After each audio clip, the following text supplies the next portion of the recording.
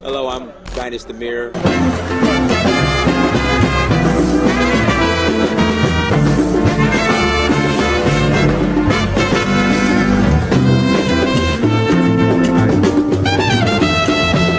We haven't done this, so we've been here since we lived here. We haven't been for. I don't know when we're on holiday, but not since we've lived here. We haven't been to like a family's house for a traditional meal. How's the experience been so far? Excellent.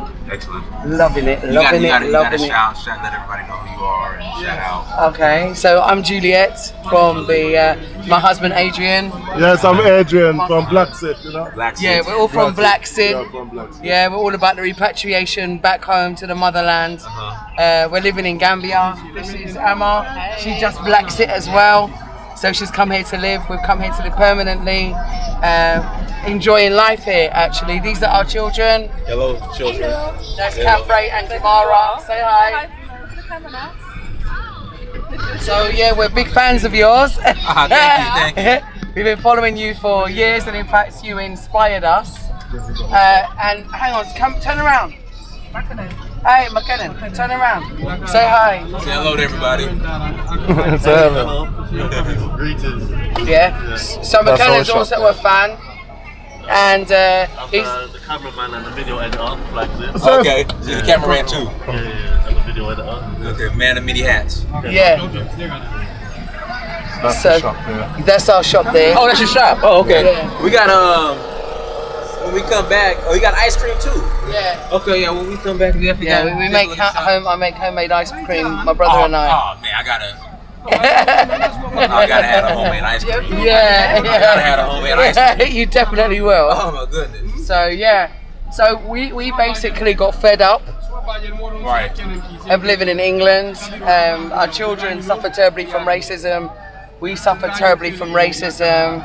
It became a really high-profile story in the media, and as such, we became targeted. So we realised that life just wasn't good for us there as black people. Life was getting worse, and with the Brexit, we realised it was time to BlaXit. Okay. So yeah, the BlaXit was our re-entry back home to Africa, and to be honest with you, it's the best decision I've ever made in my life.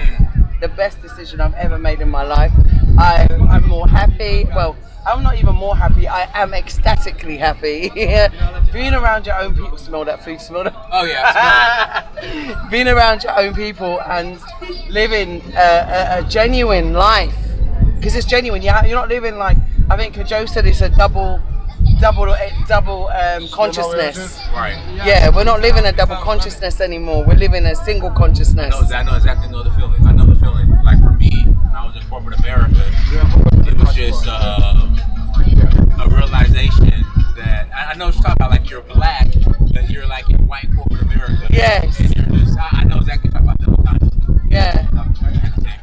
Because Because like you when have these, like you're trying to keep this black African identity, but you're in white corporate America. Exactly. And, you have one face in corporate America, then you have another the other face one when you go home. Yeah. And then you go home, it's like, damn, I'm faking it in corporate America. Why can't I just be myself? Yeah. You know what? It's funny. I know exactly what you're talking about. Yeah, even Wodo Meyer, because I was talking to Wodo Meyer about you, and we were talking, he's also a big fan of yours as well. I think we all are, but and you've inspired all of us really on our journeys, You showed us it's possible. Right. Possible to come, even, you know what I mean? To come, because remember, we have fears. Right. And these fears are instinctive and they're built over time. When you live in the West, all they do is they show you. Can you turn the radio down a little bit for me, Lamin, please? Yeah. Lamin, can you turn the radio down for me, please? Thanks. What they do is they instinctively build up, if you like, layers and layers and layers of fears and a lot of insecurities. And part of that insecurity is even to your own people. Right. So when you see the vision of Africans or Africa, you don't see yourself. Right. You don't see a reflection of yourself. You see other than self. And so that's what happened to us. Yeah. All right. Don't take all the money out the bank. Don't take all the money out the bank. Yeah. I said, don't take all the money. Oh, okay. Save some money for us. Save some money for us. No value, but they value money. It's the only thing that they value, and so You gotta- power that we have is to take the money out. Okay. Yeah, that's what we have to do.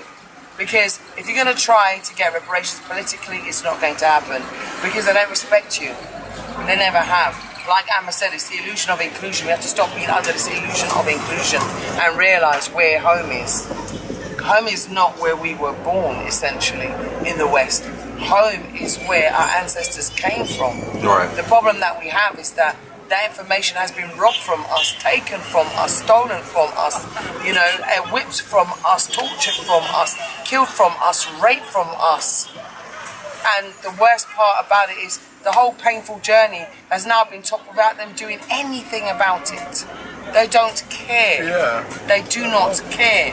The only way to, like I said, to get out of the situation is to leave it behind. Leave it behind. And pull your money out. Pull your money. That's the first thing you do. You take out. I met a lady from Kansas here, and she told me that she got reparations. How?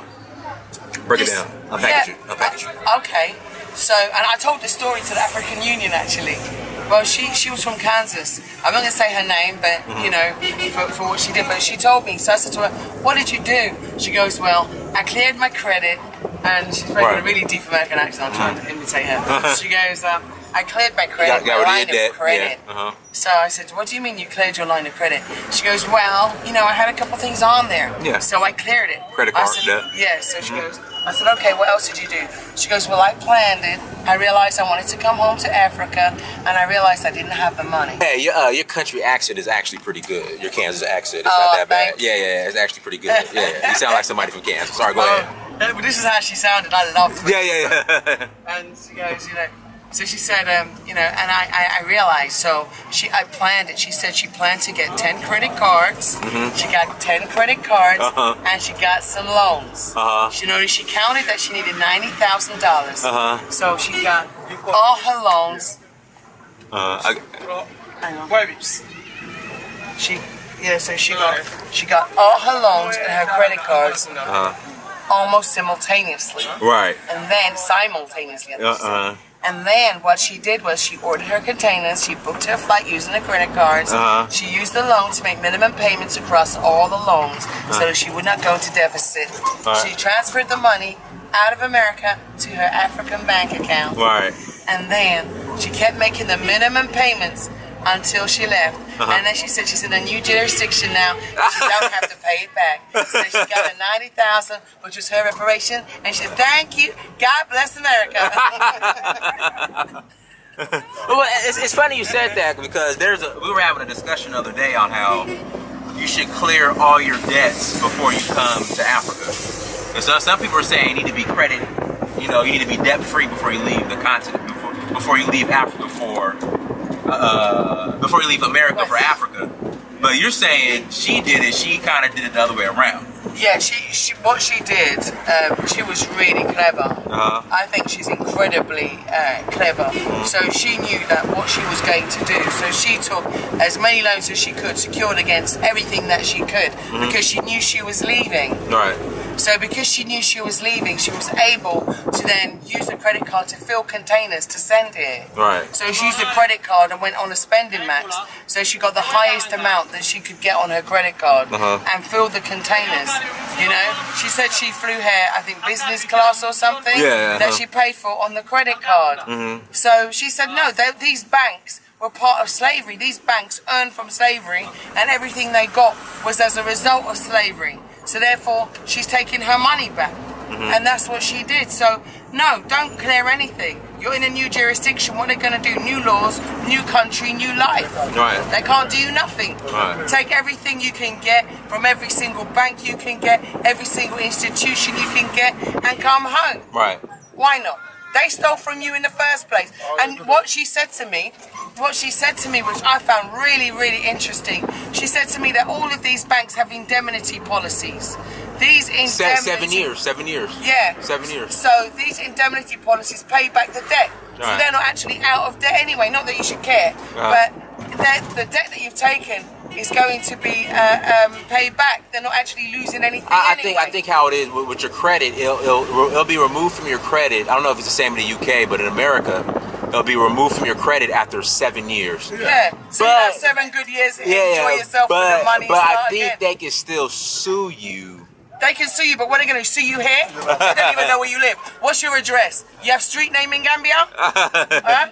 You don't. You have turn right by the right by the bakery, left by the shop. Where are they going to find her? If you have no money, what are they going to do? No. Another, I guess, argument against not leaving the West. People say, well, the infrastructure is terrible in Africa. It's terrible. The infrastructure is bad. So people who say that the infrastructure is bad here in Africa as an excuse not to leave America are come and make it better. You know, I say the same thing. It's just exactly. If you think it's bad, come and make it better. But the fact of the matter is, not everywhere in England is good. Not everywhere in America is good. I've seen Skid Row. You telling me that Skid Row is good? What about you build up Skid Row first then? You understand? That's my argument. My argument is nowhere in the world is perfect. Yeah, and no infrastructure is perfect. If there was infrastructure was perfect, you wouldn't have poverty. In England, you wouldn't have food banks. You wouldn't have homelessness. In America, you wouldn't have homelessness. You wouldn't have food banks. This is the situation. You wouldn't have poverty anywhere in the world. You wouldn't even need a benefit system or Medicare. The fact is that you do, because your infrastructure doesn't support everybody. In the same way that Africa, the infrastructure doesn't support everybody. But I'll be down to say that any lack of infrastructure stopped me from living my best life. Right. I'm living my best life in this infrastructure, so it can't be that bad. In fact, I think it's pretty good. Yes. I think they've exaggerated the issues around infrastructure. They've exaggerated it in order to, to stop you from coming. Don't let them do that. Don't let them do that. Right now, we're visiting a Gambian family. Okay, let me turn the camera off. You ready, McKenna? You turn your camera on. Yes. No, there you go. Here you go. I got something. Here you go. Man, you give one on the seat. Man, thank you. Your name? Thank you. Dynast. Is your first time? No. In Zamaga? No, 7th. 7th time. Rough life for you. Right? Okay, what do you want to tell the people back in America? Bamba Loki, Jantal Bamba forever. Jerejef Serentuba. Jerejef Serigne Bamba Khadim Rasoul. Jarama Mam Seyrama Fall. Jerejef Ibra Fall. Lamp Babel Mouridina Bay. Masabike Kumba Fall. Soldier of peace and pace. Yes, sir. Yes, sir. Okay. All right, bye, Paul. Thank you.